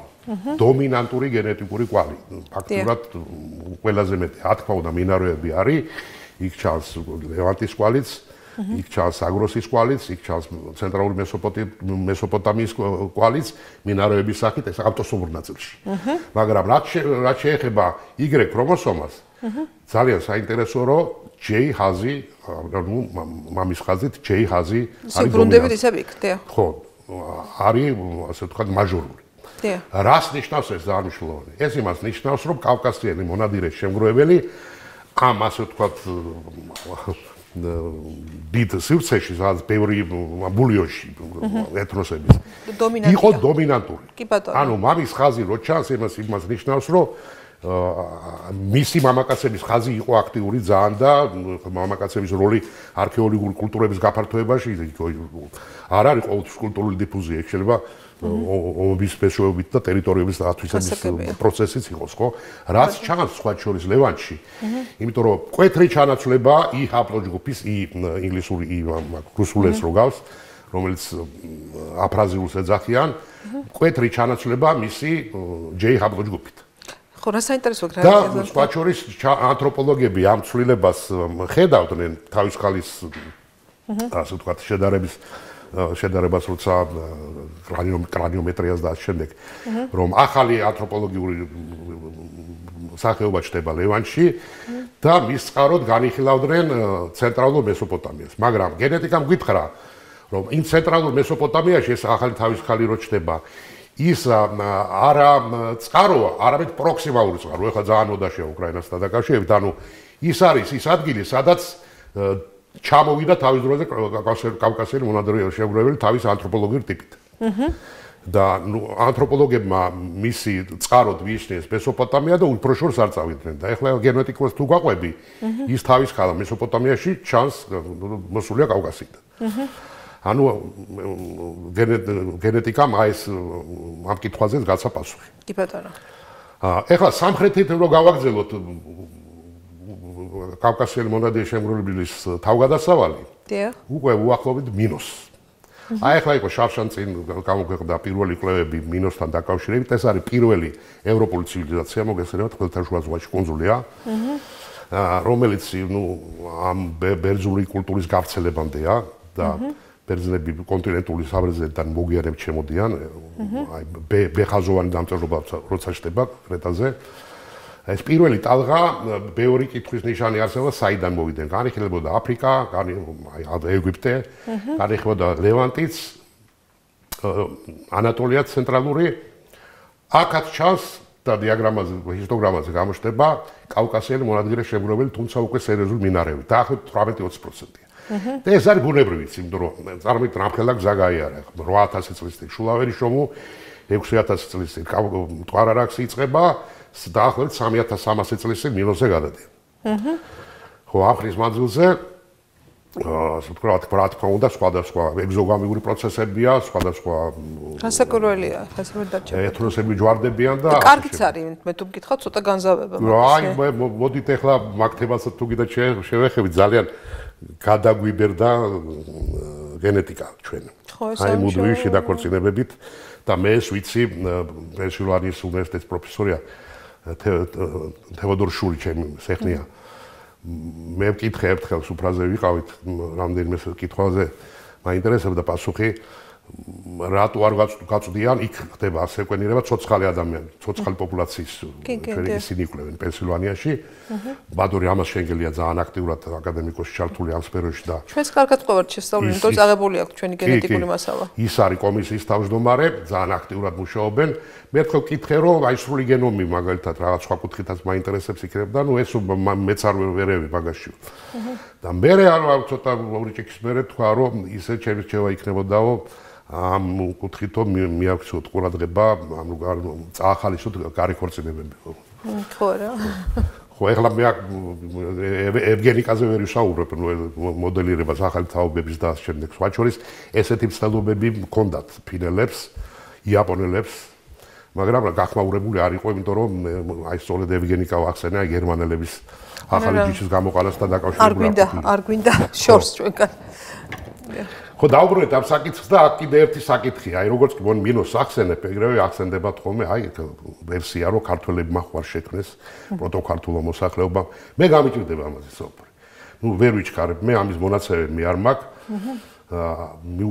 მით უმეტეს რომ ახალზოვანი გაშიფრული არ არის ჩემთვის ფესტოცის დისკოს არ არის გაშიფრული მარნიდა ახლა ამაზე ვისაუბრო და გავაგიზიანო მაგრამ ესეა და ზოგადად აი 8000 წარმოიდგინეთ ახლა ეს პროტოენა წამოღებული ზემოიმერეთიდან მე შულავერი შოუმტყვა არარაქსი 1000 ენების კავშირი რამდენად შეინარჩუნა კულტურის ეს სეგმენტი ანუ ენა ამ ხრის მანძილზე მოსახლეობა არ ვიცი დიახ თუმცა დასაშვები არის იმიტომ რომ ზოგიერთი მიმართულებით კულტურული ელემენტი არის ძალიან მყარი ეს არქეოლოგიაც ეთნოგრაფიამაც აჩვენა და ამის გამორიცხვა არ შეიძლება. და თუ ამას დაუშვებ და განსაკუთრებით მინოს უკვე ძალიან შორს არის, მაგრამ ტყარარაქსის პერიოდში იმდენად ვრცელდება იმისეთ არეალებში, რომ აი ჩვენი ისტორიკოსების ივანე ჯავახიშვილის და უფრო მეტად ჯანაშიას მოსაზრებები, რომ და უფრო ხო ის კი უკავშირებს რომ საქართველოს წარმოიშვება, მაგრამ გავრცელებასთან დაკავშირებით, არეალის გავრცელებასთან დაკავშირებით, უფრო ჯავახიშვილი საუბრობს. ახლო აღმოსავლეთში ბევრი კერა იყო, სადაც შეიძლება ვივარაუდოთ, რომ პროტოქართულ ენაზე საუბრობდნენ. აი ამ გენეტიკური მონაცემებით ეს მოსაზრება უკვე აი სხვა კონოტაციას იძენს. ეს ჰაიდან ჩამოტანილი არ არის. ასე რომ საკვლევი თემაა და ამაზე შეგვიძლია უკვე ვილაპარაკოთ, იმიტომ რომ გენეტიკაც კიდევ ერთი კოზირი შემოვიდა, ასე ვთქვათ, ამ მსჯელობაში. ხო, ამით გავჩერდები უკვე მინოსზე და სამხრეთში გადანაცვლებას მორჩები, იმიტომ რომ არანაკლებ საინტერესო ისტორია ვითარდება ჩრდილოეთით. გვაჩვენებს არქეოლოგია, რომ ზემო იმერეთიდან არა მარტო სამხრეთით ხდება გადმონაცვლება, არამედ დასავლეთით და ჩრდილოეთით. ეს არის პირველი ესეთი კულტურა, დარკვეთი მეშოკოს კულტურა. დარკვეთი გასაგებია, რაც არის ზემო იმერეთი, კი ბატონო, მეშოკო არის ჩრდილოეთ კავკასიაში, ახლა რუსეთის ტერიტორია. მაგრამ ერთი აი როგორც შულავერი შომოვა ერთიანი სივრცე არქეოლოგიური ესე არის ერთიანი სივრცე. რუსები ცდილობდნენ რომ მეშოკოს კულტურა სხვა კულტურად წარმოედგინათ, მაგრამ იმდენად დიდი მსგავსებაა, რომ ეხლაც აღიარებენ რომ ეს არის ერთი ჰორიზონტი არქეოლოგიური. ეს არის აქეთ მიმართულებით და ვინჩდება ჩვენთან აქაც დარკვეთში და იმერეთში სხვა ამ პერიოდის არა გვაქვს, სამაგიეროდ რუსებმა გამოიკვლიეს მეშოკოს ამ პერიოდის კულტურა. კოტიას კლდე J2-ა გასწავლეთ უძველესი. ესე იგი დარკვეთი იყო ასეთ ეპიცენტრი ამ გაფართოების და გადასულა ჩრდილო კავკასიაში, ანუ ერთი ტალღა თუ სამხრეთით წამოვიდა, მე კიდე მესამე ტალღაზე გეტყვით, რომელიც პროადრე იყო, მაგრამ ახლა მივახლოვდები მაგას. საოცრება. დარკვეთი მეშოკოს კულტურაში მონაწილეობას იღებდა გენეტიკური ჩვენი გენეტიკური ხაზი. ნუ ახაც ალბათ ერის წაღება უნდა ვივარაუდოთ, ხო? თუ აქვევით ვივარაუდეთ, აი ხუყენის გაყოფის პერიოდთან მივდივართ ენების პროტოქართულის, მაგრამ აქ არ გავალცელებ გავყვები არქეოლოგიურ ხაზს. ანალოგიური პროცესი მიმდინარეობს, ეხლა მე მოვყევი ასე ვთქვათ ეხლანდელი დარკვეთი მეშოკო ეს არის ჩtildeო დასავლეთ კავკასია, იგივე პროცესია ჩtildeო აღმოსავლეთ კავკასიაში. ჩანს რომ ჩtildeოთ კავკასიაში ლეილატეპე არის ესეთი ფინალური ფაზა შულავერის შრომის, ეხლანდელი აზერბაიჯანის ტერიტორიაზე და საქართველოს ტერიტორიასაც მოიცავს. იქიდანაც გადასულია ეხლანდელ დაღესტანში ადამიანი და იქაც კავკასიელი მონადირე შემგროვებელია ჩანს ამ პერიოდში. ამის მერე ეს ორი ჯგუფი კავკასიელი მონადირე შემგროვებლები თავისი მინარევებით როგორც ჩანს მონაწილეობას იღებენ შემდგომი ძალიან დიდი მაიკოპის კულტურის ფორმირებაში, ეს არის მთლიანად კავკასიის, ჩრდილო კავკასიის ტერიტორია. ძალიან ვრცელი, ძალიან საინტერესო, ძალიან მდიდარი კულტურა. ამ პერიოდის ყველა არქეოლოგიურ ასე ვთქვათ ცენტრში გენეტიკური მასალა, რაც სადაც არის ამოღებული, კაფიოდ ჩანს კავკასიელი მონადირე შემგროვებლები. რა ბრძანეთ? ხო, ნუ აი მე ახლა ეს რუსებმა იკვლიეს და ბანგი არის ესეთი ჩინელი გენეტიკოსი, ისიც ძალიან აქტიურად მუშაობს რუსეთში. მათ მონაცემებზე დაყრდნობით ვაპარაკობ. ჩვენ ეს სლაიდებში გვექნება ხო ეს გამოსახული როგორ მოძრაობს? პროპორცია ყველაფერი ჩანს. მეც ადღეტყვით იქ არის არა მარტო კულტურების ნაზარი ეს ჰაპლოიდური გენებითაც და ყველაფერი ჰაპლოჯგუფებით იქ ჩანს არა მარტო არა იქ არის სრული გენომური მონაცემები. არა მარტო ჰისტოგრამები ცალკე კულტურებზე, ანუ შეჯამება. არამედ გაჩვენებთ ჰისტოგრამებს თვითოეული ინდივიდისში, რომელი გენეტიკური ხაზი რა პროპორციით არის წარმოდგენილი. ეს ხილიც იქნება წარმოდგენილი. და ეხლა გავაგზავნოთ ეს ხაზი და ძალიან საინტერესო თემას უახლოვდებით. შემდგომი კულტურა ეს არის იამნაეს კულტურა, ანუ ორმული კულტურა, რომელსაც ადრეც მიიჩნევდნენ, რომ ეს არის ინდოევროპული ენის გაფართოების ეპიცენტრი. ინდოევროპული ენების დაბადების ადგილთან დაკავშირებით ძალიან ბევრი ვერსია არსებობს, მათ შორის გაბრიელ ზევანოვის, რომელიც ახლო აღმოსავლეთს განიხილავს, მაგრამ არის კიდე მეორე გიმუტასის თეორია, რომელიც არ მარიალს უკავშირდება. რა თქმა უნდა, იმ პერიოდს ეხება, როდესაც ეს პალეოგენეტიკა არ არსებობდა. სხვა მეთოდებზე დაყრდნობით ვარაუდობენ ის. აი გენეტიკამ ამ პერიოდში როგორც ჩანს წინ წამოწია ეს თეორია გიმუტასის, იმიტომ რომ თანამედროვე ევროპელებში სწორედ ეს ჰაპლოჯგუფი ჩანს. მაგრამ ეხლა რა შეასაქმე? იამნაე კულტურის გენეტიკის ფორმირებაში 50% ეკუთვნის კავკასიელ მონადირეს შემგროვებელს.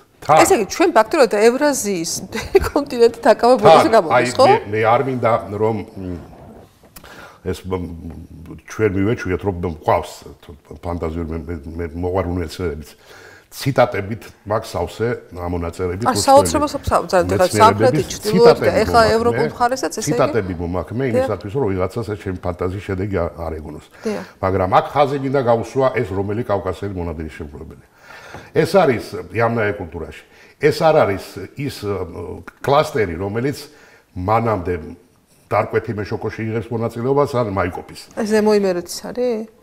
ყველაფერი ზემოიმერეთიდან. ეს არის კლასტერი, რომელიც ზემოიმერეთიდან წავიდა, სანამ ნეოლითი დაიწყებოდა. ანუ გამოჩნდა უცბად, იმიტომ რომ მინარევი არა აქვს. რეფერენსული სახით არის წარმოდგენილი. ანუ აქ რაღაცა მინარევები არის. აქ მინარევები ქონდა შულავერის შრომში დარკვეთი მეშოკოს და ევროპისკენ სუფთა ხაზია. როგორც ჩანს, სანამ დარკვეთი მეშოკოს პროცესი კულტურის ფორმირება და შულავერის კულტურის ფორმირება დაიწყებოდა, რაღაც ჯგუფი ზემოიმერეთიდან გადავიდა, ასე ვთქვათ, ჩრდილო კავკასიაში და ადგილთან დაკავშირებით დევიდ ენტონი არის არქეოლოგი ესეთი ჯგუფი რეფერენსული ნაწილი, რეფერენსული ვერსია, ანუ სუფთა ვერსია.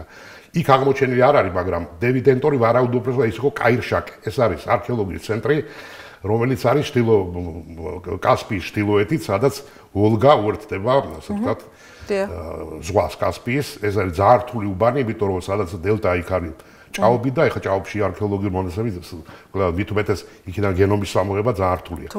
დევიდ ენტონი ვარაუდობს, რომ ეს კავკასიელი, პირველი კავკასიელი მონადირის შემგროვებელი თავისი სუფთა გენომით გადასვლის დროს შექმნა კაირშაკეს კულტურა და როდესაც აი ცენტრალური ვოლგისპირეთიდან აი ეს იამნაიეს კულტურას ხალხი დაიძრებოდა, მოხდა მათი შერევა. აი აქ უკვე განსხვავებით სამხრეთით გაფართოებისას არ ჩანს კავკასიელი მონადირის შემგროვების მამაკაცის ხაზი. ჩანს მიტოქონდრია. და დევიდ ენტორი ესეთი მით ამბობს ხომამდე რომ როგორც ჩანს ჩამოსვლა ვოლგისპირელებმა ბებს ცოლად მოყავდათ კავკასიელი მონადირის შემგროვები. კავკასიელი ლამაზი ქალები. ხო, აი ახლა მინდა გითხრათ ერთი ხუმრობას ჩავაღოთ ქართველებს ამბობენ ხოლმე სლავები მამაკაცებს სლავი ქალები მოწოთოდა, ნუ მაშინ პირიქით იყო. ხო. ჩამოსვლა. არა, რამდენი ლიტერატურაში არსებობს რომ კავკასიის ქართველი აი ახლა კიდე ალბათ მივადექით იმას დამიდავასრულოთ, რითაც უნდა დავეწყოთ. საიდან გამოჩნდა ეს კლასტერი კავკასიელი მონადირის შემგროვებელი. როდესაც აი ეს მერე და მერე იამნაიეს კულტურა აღმოსავლეთითაც ვითარდება, ინდოეთამდე ჩადის, მაგრამ მთელი დღევანდელი არეალი ევროპის არის სწორედ აი იამნაიე კულტურას მე შემიძლია დავარქვა მესამე ტალღა, ასე ვთქვათ, ევროპის ოკუპაციის, იმიტომ რომ მანამდე კიდე ახლა აღარ ჩამოდული სხვა ანატოლიელი ფერმერებიც მონაწილეობდნენ. დღეს მთელი გენეტიკური პალიტრა შექმნილია იამნაიედან. როდესაც თანამედროვე გენეტიკას ევროპელების იკვლევდნენ, იქ გამოჩნდა ეს 4 ფაზა გამოჩნდა, პირველი ძველი ადრინდელი მონადირე შემგროვებლები, მერე ანატოლიელი ფერმერები, მერე იამნაიე კულტურა და უცბად მეოთხე კომპონენტი, რომელიც აი გენეტიკურ ლაკუნად აგიქვთ, არის სხვა გენეტიკური ცვლილებები, სხვა მუტაციები, რომელიც ამ სამში არ არის. ანუ ივარაუდებოდა რაღაც სხვა კლასტერი, რომელიც კითხვის ნიშნის ქვეშ ჩამოყალიბდა. ხოლო საწურბლიას გენომის გაშიფრის მერე აი აფეთქდა სამეცნიერო საზოგადოება 6 სტატია დავიკითხე მე მაგ დროს აღმოჩენილია თანამედროვე ევროპელის მეოთხე კომპონენტი კავკასიელი მონადირის შემგროვებელი. აი იამნაიეს ხაზით წასული. ხო, აი ესეთი ისტორია გვაქვს, მე ახლა შემიძლია უსაფრთხო. ეხლა რატომღაც რო ეს არ მოეწონოს ვინმეს და არ იყოს ამაღი, ეხლა ამას როცა მოისმენ ადამიანი. ხო, არ ვიცი. ფაქტია რა, ეს ყველაფერი. ეხლა ჩვენ დაგწავებენ ცეცო თქვენ ხართ იმერლები ორივე ბატონო თქვენ და არა, მე რაჭველი ვარ, დედით ხარ, დედით ივერელი ვარ კი. დედით ივერელი ხარ. ისაკაძეები რაჭველები არიან. კი, ივერეთში ცხოვრებით რაჭიდან არიან წავსულები. იმიტომ რომ ისაკაძეები ბევრი ცხოვრობენ იმერეთში. არიან, კი, ჩამოსახლებულები არიან უფრო მეტად. არა, ნუ მაშინ ახლა ზემოივერეთი არ იყო როგორც ეგ. არა, ესე წყალგაუვალი ფაქტებია ეხლა და თუ ადამიანმა ეს მე ვფიქრობ, რომ ეს საოცარი ისტორია, მე ესეთი დეტალურად და ასეთი სიღრმისეული და ესეთი ღრმა ფესვებიდან ჩემდასაც ასე ვთქვათ, სამარცხვინოთ არ ვიცოდი ნამდვილად და ძალიან დიდი მადლობა მინდა გადაგიხადოთ, ეს უნიკალური ინფორმაცია და საოცარი. ეს არ არის რომ 1.800.000 წელს წამოვედით, მე უფრო შევამცირე ჩვენი წარმოშობის ვთქვათ პერიოდი, მაგრამ ნუ ეს გზა ძალიან იკითხება. ეს არის უთყვარი, ეს არის 2x2, ეს არის თვითსანაბიჯი. გენეტიკა ეს არ არის არქეოლოგიური მეთოდი, რომ კერამიკა გავს, არ გავს. ის შეიძლება იყოს კულტურის გადმოღების შედეგი და არა ტომის და ეთნოსის გამოსახლების და გენეტიკა უკვე თვითსანაბიჯი. წყალგაუვალი ამბავი ნამდვილად მინდა გითხრათ. მე ხე მაგონდება, ეხლა არ ვიცი დატოვებენ თუ არა, მაგრამ რა განათლება გაქვთ ერთ-ერთ ჩვენი კუთხის წარმომადგენლს ეკითხებოდნენ, სამჯერმე იმერეთში დამყოფიო და აი ბატონო აგერ გენეტიკურად პალეოგენეტიკამ დაადგინა ეგ ამბავი. მე მაგალითად ძალიან გახარებული ვარ, მინდა ძალიან მიხარია, საერთოდ ჩემი ქვეყნის ნებისმიერ კუთხეზე რო ყოფილიყო, მე თანაბრად გამიხარდა. მე ხან თან ამაყი ვარ, იმიტომ რომ მე დედის მხრიდან ზემოიმერელი ვარ, მამის მხრიდან ქვემოიმერელი, ესე რომ ძალიან საამაყო ამბავია, მინდა გითხრათ, ესე იგი და ძალიან დიდი მადლობა მინდა გადაგიხადოთ. კიდევ მე იმდენად კარგად ყვებოდით, რომ ვერ ვსვავდი შეკითხვებს. ბევრი კითხვა მაინც ჩდება და მე ვფიქრობ, სხვა ჭრილით შეიძლება ჩვენ კიდევ ერთხელ დაცემან გავაკეთოთ, იმიტომ რომ ძალიან საინტერესო იქნება, იმიტომ რომ ეს სხვა შეს მარტო გენეტიკაზე კი არის ეთნოკულტურული ჩართულობებით, თქვა ენა, თქვა კულტურა, რელიგია, ყველაფერი ერთად განაპირობებს ხოლმე საერთოდ. იცით რა, ძალიან საინტერესო ახლა ლინგვისტიკის კუთხით სხვა არის, ეთნოგრაფია, ეთნოფსიქოლოგია სხვა არის და ეთნოგენეტიკური დაავადებები. აი ჩემთვის კიდე განსაკუთრებით საინტერესოა.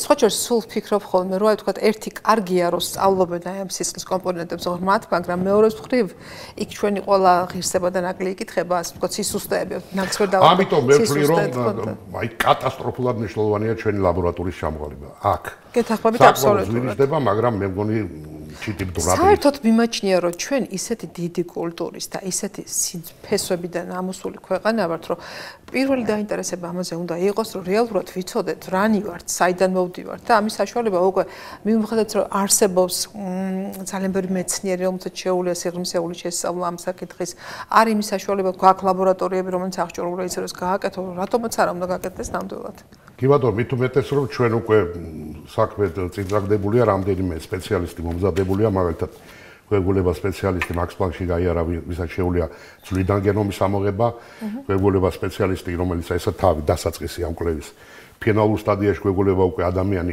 ბიოინფორმატიკიზაციის სფეროში, რომელსაც შეუძლია ეს რუკაზე დასვასაც, გაშიფროს სეკვენირების ციფრული მონაცემი და წაიკითხოს. და საერთოდ სოფლიო რუკასთან შეიტანოს. რუკაში გვეგულება სპეციალისტები გადამზადების მერე ისინი მოახერხებენ რაღაცას. ანუ ლაბორატორიის თანამშრომლების პრობლემა ჩვენ არ გვექნება. და საინტერესო ინფორმაციას მივიღეთ საკუთარი უძველესი ქვეყნის შესახებ. ბანეთო ძალიან დიდი მადლობა მინდა გადაგიხადოთ სტუმრობისათვის. ძალიან საინტერესო ინფორმაცია მოგვაწოდეთ. ჩემთვის ჩვეულო ფორმატი იყო და მე ასე ვთქვით გისმენდით უფრო როგორც ადამიანი რომ ძალიან ცოტა იცის ამ მიმართულებით და იყო ჩემთვის ამიტომ ძალიან ახალი და საინტერესო ინფორმაცია. მინდა ძალიან დიდი წარმატებები გისურვოთ და ეს სურვილი რომ თქვენ გნებავთ და გააკეთოთ ესეთი უნიკალური ლაბორატორია, მე ძალიან მინდა რომ ჩვენი ქვეყნის შესახებ გაცილებით უფრო მეტი ვიცოდეთ და უფრო სიღრმისეულად და უფრო დასაბუთებულად და არა ვთქვათ აი ესეთი კიკლაობის და დავის საკითხი იყოს ეს არამედ არგუმენტირებული მსჯელობით მივიდეთ იმამდე რაც რეალურად არის. კიდევ ერთხელ ძალიან დიდი მადლობა მინდა გადაგიხადოთ. მე კი დავემშვიდობები ჩვენს ტელემაყურებელს. მე ვფიქრობ მონეგარი მსმენელისთვის ძალიან უჩვეულო, განსხვავებული, განსაკუთრებული და ძალიან საინტერესო გადაცემა წარმოგიდგინეთ. ძალიან ბევრი თემა დავტოვეთ საფიქრალად და ძალიან საინტერესო იქნება მომავალში კიდევ ამ მიმართულებით ახალი ინფორმაციის მოსმენა. გემშვიდობებით, საუკეთესო სურვილებით. მომავალ შეხვედრამდე ტელეკომპანია პულსის ეთერში. ნახვამდის.